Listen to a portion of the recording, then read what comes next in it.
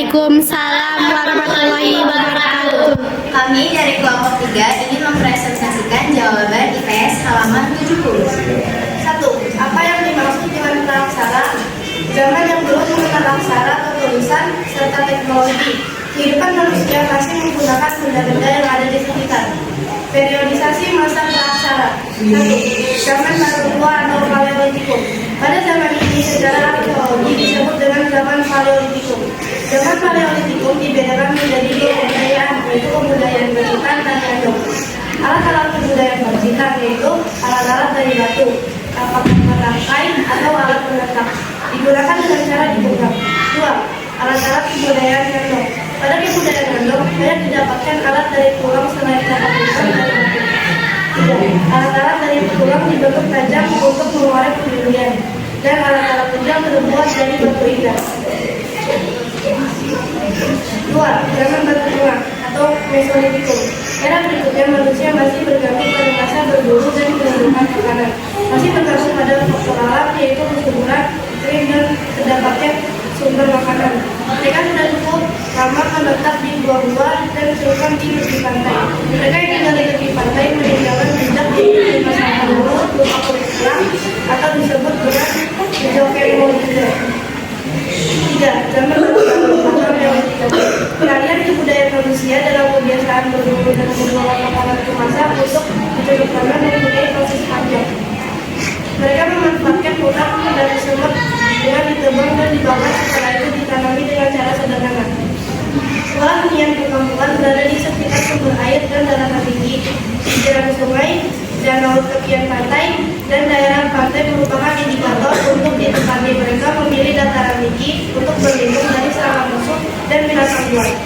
Alat-alat yang digunakan berdiri persegi, kapal konjong, kapal baru, batu, mata panah, dan mata ombak.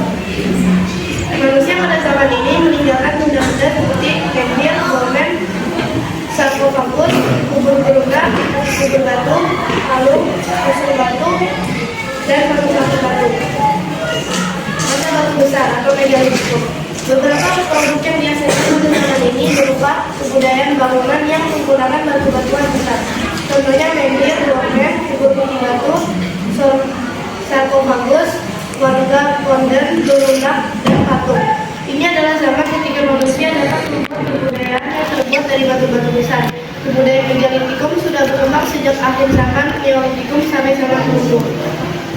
1. Zaman logam. Manusia sudah mengenal teknik dalam mengoncor logam. Mereka melebur biji logam untuk dibuat benda-benda keperluan aktivitas sehari-hari. Penemuan baru dengan teknik peleburan, pencampuran, penampakan, dan percetakan jenis-jenis logam, emas, tembaga, dan logam yang sering dilebur karena titik leburnya tidak membutuhkan suhu yang tinggi. Perhiasan-perhiasan diciptakan beraneka ragam seperti cincin, gelang, kalung, selendang, dan lain-lain. 2. Zaman perunggu. Perunggu mulai terkenal di Asia Tenggara kira-kira pada tahun 3000 sebelum Masehi. Penggunaan perunggu di Indonesia tidak seketika menyeluruh, tetapi berjalan demi tahap. Beberapa hasil dari zaman perunggu di Indonesia menunjukkan persamaan dengan temuan di Dawson di Vietnam, baik bentuk maupun pola hiasnya. Untuk memperoleh perunggu dibutuhkan beberapa jenis logam, yakni tembaga yang dicampur dengan biji hitam dan biji putih. Teknik pembuatan perunggu ada dua macam, yaitu teknik cekakuk dan cetakan penipin. Yang ketiga, zaman besi. Zaman besi adalah periode manusia di mana mereka telah mampu mengelola biji besi. Zaman besi terjadi di abad ke-12 sebelum Masehi di Yunani dan di Eropa Tengah. Zaman besi terjadi pada abad ke-6 sebelum Masehi di Eropa Utara, terjadi pada abad ke-3 sebelum Masehi. Pada zaman besi, manusia telah memahami bahwa teknik pembuatan perkakas dari besi bisa lebih baik dibandingkan dengan logam dan perunggu. Hal ini karena besi termasuk logam yang sangat keras dengan titik lebur yang sangat tinggi. Manusia purba di Indonesia membuat peralatan dari besi maupun perunggu sebagai senjata untuk mengerjakan ladang, berburu, dan keperluan upacara keagamaan. Nomor 2. Bagaimana proses pembentukan bumi? Pembentukan bumi dimulai dari zaman Archaikum atau zaman Arkeozoikum. Zaman Archaikum merupakan zaman tertua yang berlangsung sekitar 2500 juta tahun lalu. Pada zaman ini keadaan bumi belum stabil, suhu bumi masih sangat tinggi dan tanda-tanda kehidupan belum muncul. Yang kedua, zaman primer atau Paleozoikum. Paleozoikum atau zaman hidup tua telah berlangsung sekitar 340 juta tahun lalu. Pada zaman ini mulai ada tanda-tanda kehidupan yang ditandai dengan kemunculan makhluk hidup berupa organisme bersatu, seperti contohnya protozoa. Yang ketiga, zaman sekunder atau Mesozoikum. Zaman Mesozoikum adalah zaman hidup pertengahan yang sudah berlangsung sekitar 140 juta tahun silam. Pada zaman ini muncul hewan-hewan reptil besar seperti dinosaurus. Oleh karena itu, zaman ini dikenal juga dengan zaman reptil. Yang keempat, zaman hidup baru atau Neozoikum. Pada zaman hidup baru dapat dibedakan menjadi dua zaman, antara lain tersier. Zaman tersier terjadi sekitar 60 juta tahun yang lalu. Pada zaman ini dinosaurus telah punah dan mulai berkembang jenis binatang menyusui atau mamalia. Contohnya seperti kera. Yang kedua, kuartier. Zaman kuartier mulai terdapat tanda-tanda kehidupan manusia. Pada zaman ini merupakan zaman terpenting bagi kemunculan aktivitas manusia. Bagaimana makhluk hidup dapat muncul pada masa awal pembentukan bumi? 1. Zaman primer atau Paleozoikum. Paleozoikum atau zaman hidup tua telah berlangsung sekitar 340 juta tahun yang lalu. Pada zaman ini mulai ada tanda-tanda kehidupan yang ditandai dengan kemunculan makhluk hidup berupa organisme bersatu, contohnya amuba.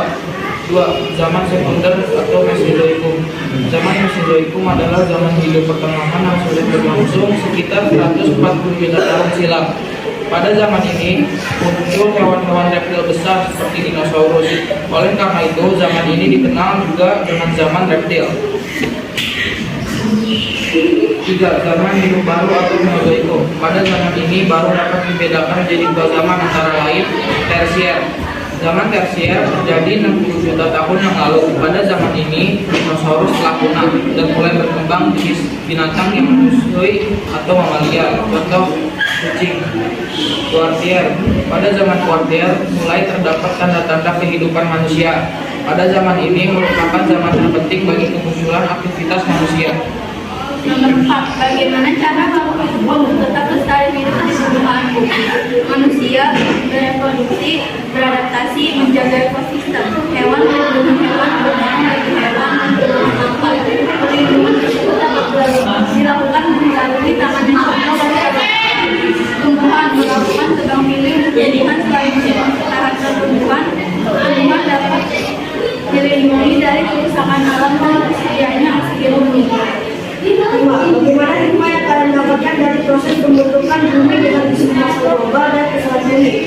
Dampak pemanasan global adalah efek rumah kaca, polusi, air, dan tanah. Bahkan contoh yang dapat merusak bumi. Manusia mengurangi rumah kaca dan mengurangi penggunaan kendaraan yang mengeluarkan asap. Dampak kerusakan bumi. Kerusakan bumi banyak disebabkan oleh perilaku manusia, disebabkan bakar hutan atau menebang pohon sembarangan. Solusinya, mengurangi teknologi yang menghasilkan polusi, mengurangi aktivitas pembangunan hutan, atau menebang pohon sembarangan dan membuang sampah sembarangan.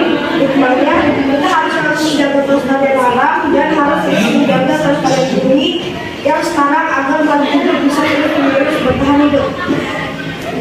Sekian dari kami.